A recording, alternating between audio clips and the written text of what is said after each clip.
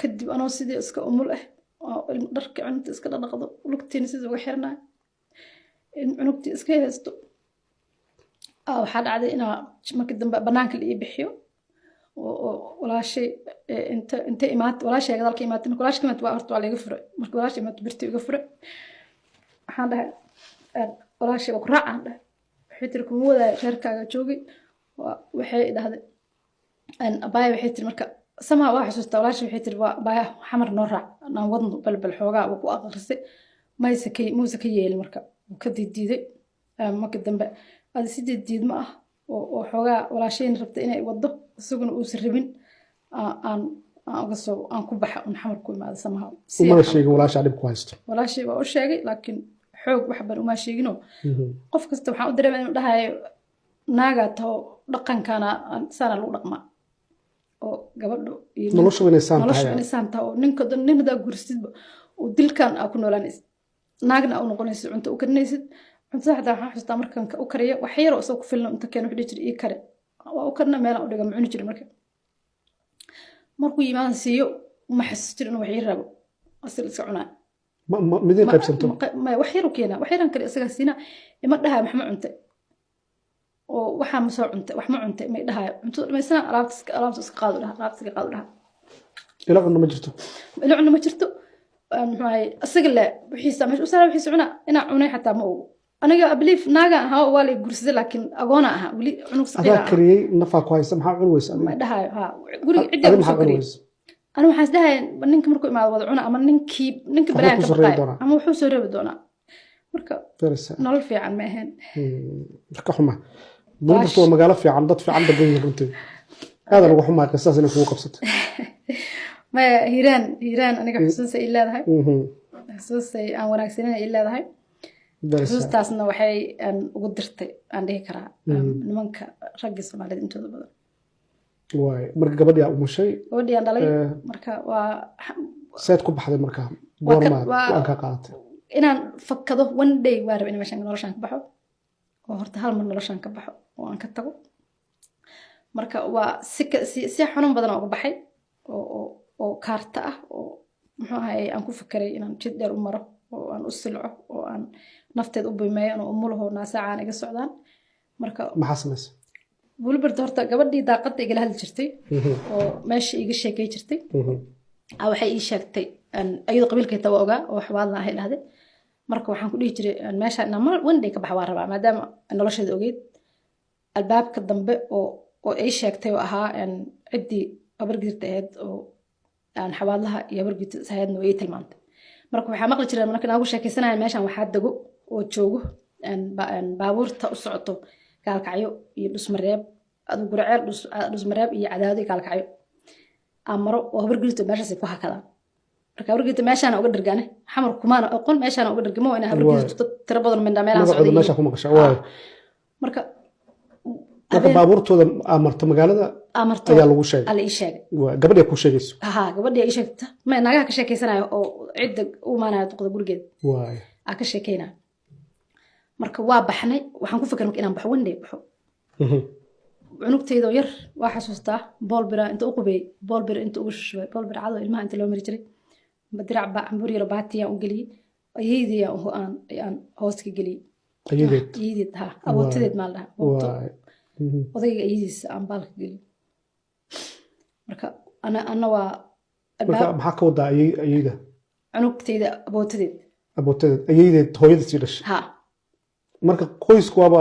abootaaba noolba aboota joogto abootadaas way ii fiicnaa jirtay abootada iyo waxaa ii fiicnaa jiray iyo aabaha marka aabihii iyo hooyadii ayeydii iyo abootadii iyo gurigooda nool waay intaas wax ku arxama ma jiro intaas qofna ma arxama laha allah wuxuu dhihi jiray gabadha masaakiinta iska daaya marka odaga duqdaa ku qayli jirtay ayeyada oo kaleetana waxay dhihi jirtay gabadha masaakiinta ma iska dhaaftiin marka meesha waxa ku nool ugu yaraan 5 generation waxa waaye abooto ayeeyo labadii hooyay aabo oo adi gabadha awow u noqonayo aabaheed iyada ku nool waa 5 generation waa badan yihiin waay anu kaliya marka koyta ka ah meesha oo qofka la moosa ana waa kaliya xuluga gabadha marka agdhigay asaga marka ilaa amkiis markaas ma gabadheed markaas waxay dhalineed baryo adiga 15 bari camal aan ku qiyaasi karo waa ka soo tagay habeen barkii marka 9 saac markay tahay aan ka dhuuman albaabka baxa jaanis oo ku hel albaab furo weyn oo hadda maad furaha master key la dhamaad meelaha oo isku xiran tirada badan camal guri laha furiyaan ku furtay waa baxay xageeda saa meeshii oo baaburta oo dhinaciisa istaagaan dhahay waxa joogo magaalada ka baxay magaalada dhexdeed marka tilmaantii gabadhii daaqada gurisan xigtay tilmaanta kale halkaas xigtaa laamigu naga samaha laami wax noo ahna naga ma dheero meel dhow mara bas meeshii aaday waxa u tag baabur kor ka daboolan oo xiran oo kor ka xiran waa kaasoo kala dhaafay markayga hore xataa oo aan noloshaas ku jir dhowr mar waxaan dabeynaa inaan aado fakado oo aan meeshaas dadkaas aado marka wuu u fahmo markaas uu fahmo oo xarigana igu si badan jiray dilkuna ii dheeray jiray ii badi jiray marka uu fahmo marka cidda kaleeto ilaaha nafta gooyay family kaleeto cidna ma ogeen wixii noloshaas aan gurigaas ku dhex jiray marka inaad fakanayso uu dareemay ninkan fashaki ku jiray cabsi uu ka qabay inaad ka cararto marka subaxii markaas isoo aay jiray salaas wuxuu aadaa waa salaad soo tukana aniga hadda anoo suuxsan oo iga tagaa marka meeshaas iska qabanayso ma og marka waa fakaday cid waxaan u tagay baabuurta sharaxneedaan helay marka naasi caana iga socdo oo weli umulo ahay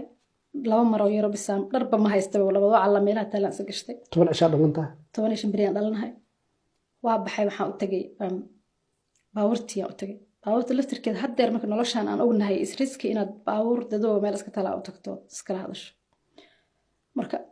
baabuurtii wiilkii kirshooyiga meesha fadhiya isaga cunaya arkay waxaan dhahay buu waxaan rabaa inaan aado baabuurtan caado ma soo tacaado misii geey kartiin wuxuu yiri caado ma socon baa xamaraan u socon anaga marka waxaan ku yiri waa maxaa kugu dhacay dhah waa aadna u baryarayo cunug yaro daroofeysanayo nafaqa iyo waxba ku soo korin marka waa isku sheeg waxaan ku yiri cidaas afar gidra ahay waxaan rabaa ku dhahay inaan baxo oo caado aado